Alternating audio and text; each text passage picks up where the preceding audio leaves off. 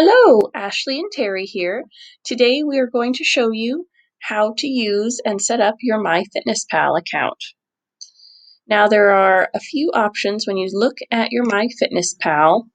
You can enter in your email address and password and check the Remember Me Next Time button so it's easier to log in each time. There's a button here if you forgot your password, or if you're not a member yet, to sign up, you can click this, and this tab is going to come up where you enter in an email and a password. So once you have that done, you can also set it up so you can continue with your Facebook account. Click that.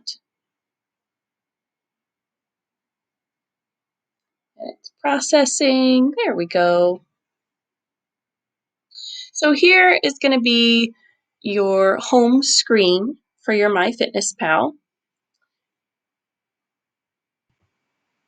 So from here we have our home, goals, you can check in, get your mail, set up your profile, look at your friends or settings. So we're going to go into settings so we can set up, you have your time zone, username, you can change your email, password, subscription settings if you'd like the paid version. Today we're just going to be going over the free version.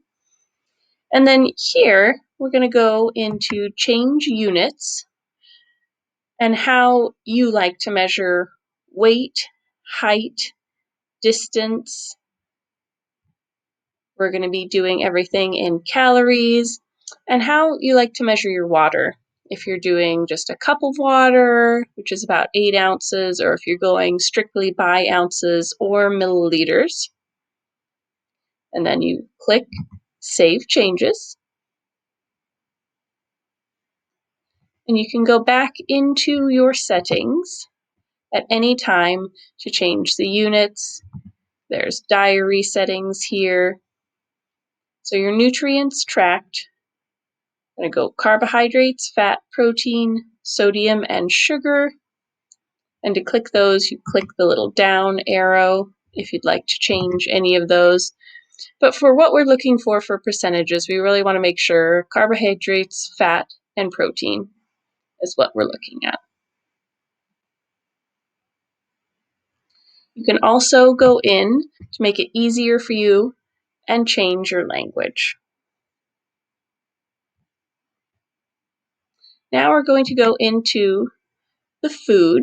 This is what a typical day looks like. So today is Sunday, December 6th, 2020. When you first start off on your journey, we just need a few days to look at what you eat on a regular basis. So even if it's, spread out, maybe you enter dinner for breakfast or anything, we're really looking for the amount of calories you're intaking. And then we'll look at the percentage of your carbs, fat, and protein. Down here at the bottom, you've got your daily goal for calories, and then underneath your carbohydrates, fat, and protein based on the profile that you entered. So how to add foods. We go into breakfast, add food.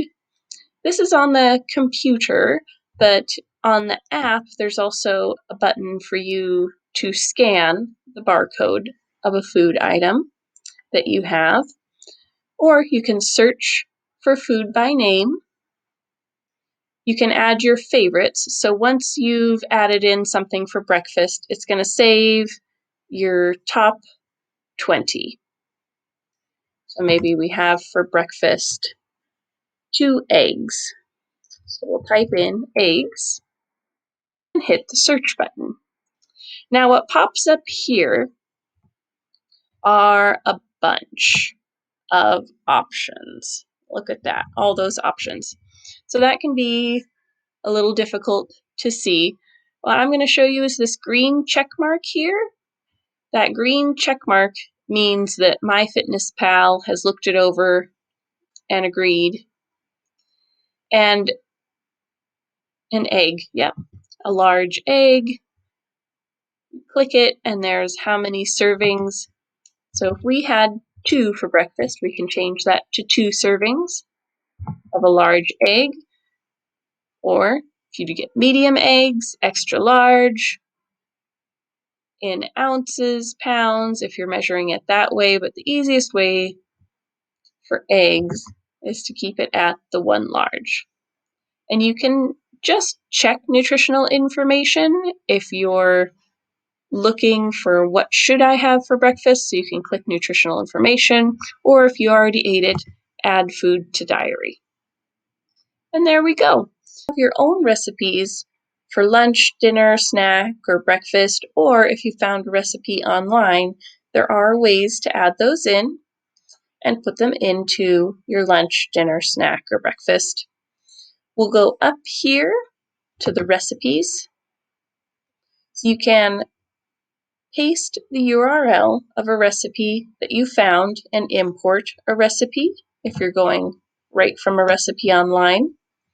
Or you can add a recipe manually or use the recipe calculator to enter a new recipe. So we've got one here that we're going to enter for you for a homemade turkey soup.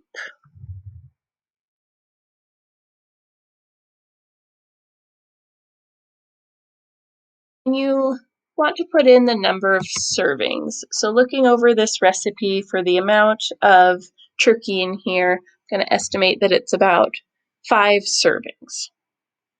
And then we'll come down here and add ingredients. Our first ingredient here is 8 quarts of homemade turkey broth.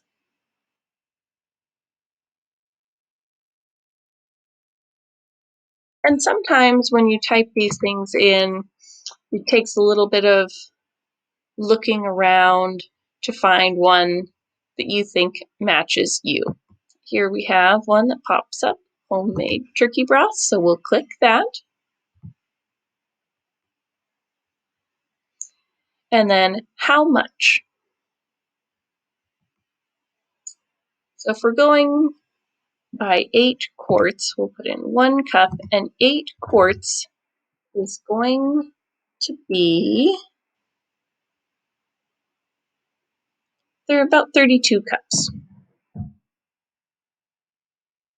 And you may not have the full, all of the turkey broth, but that's how we're making it, so that's how we're going to enter it. The next ingredient we have is about 3 tablespoons of olive oil. Now, when you type in olive oil, there's going to be a ton of options.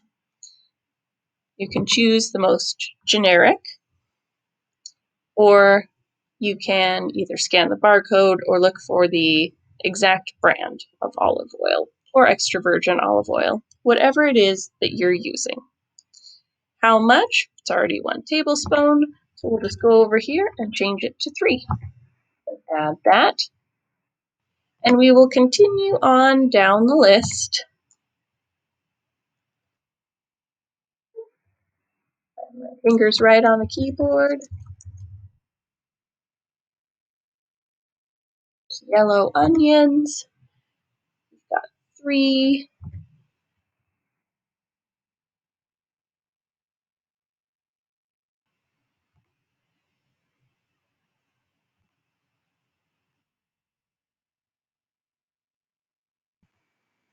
So here we have it.